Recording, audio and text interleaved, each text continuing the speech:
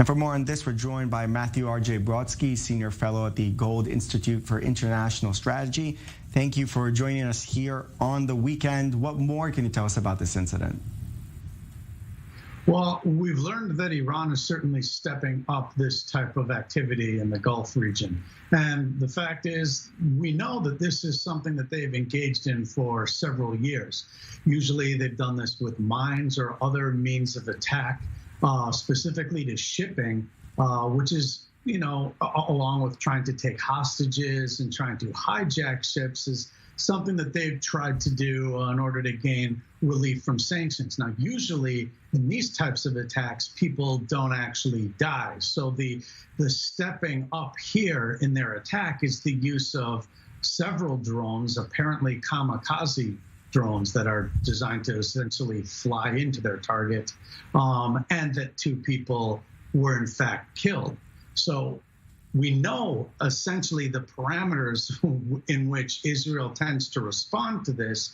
What's different now is that you have a different administration from a different party in the United States, and their reaction seems to be far more subdued than the Trump administration's. And of course, we should remember the Persian Gulf area, this whole area, has a lot of shipping and a lot of trade that goes through there. Usually the United States helps to keep that open and should do so in the future. Right, and as you mentioned there, we're seeing sort of a stepping up in the activity in the fact that people are actually killed this time. It's not just a hole in the ship, as we saw sort of with the Helios Ray that had to dock in Dubai. That was a few months ago. Is this something that Israel can just let pass, or maybe even the UK, for instance, who lost a citizen aboard that ship? I mean, we're going to see some sort of response here. I mean, look, I would love to be able to tell you that Europe is somehow going to band together and do something, but I mean, let's be realistic. They're not, okay?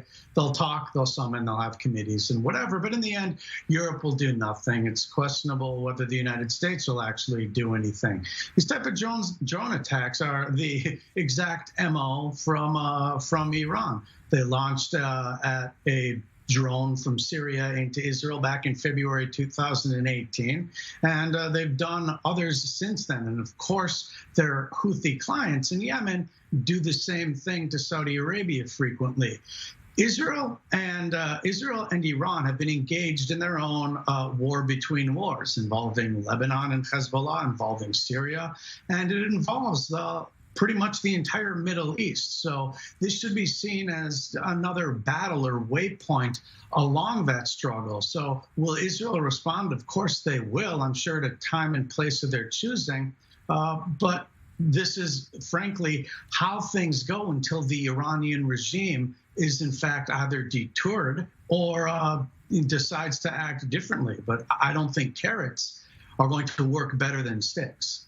Right, and you mentioned there's some of the arenas kind of where this shadow war is taking place between Israel and Iran. We know Israel's sort of tried to disrupt the nuclear program of Iran. There are cyber attacks, but this seems to be an area of weakness, really, where the Iranians seem to have the ability, if this is Iran behind the attack, as most people suppose it is, to kind of strike those ships that are sailing there in the Gulf, and there's really no way to defend them. It seems like just kind of like a sort of open seas, and the Iranians can do whatever they want there. Is there any way to stop that? Look, there needs to be strong action taken, and especially by the United States. Again, I'd love to see Europe involved in this, but Europe has been far more interested in opening up economic ties with Iran at any point since the 2015 nuclear deal came into place. So that would certainly be a much better arrangement for the United States if everyone were to be on board. But obviously, Israel knows better than the U.S. when it comes to the UN and multilateral organizations. It's really hard to get a lot of groups to agree on much of anything.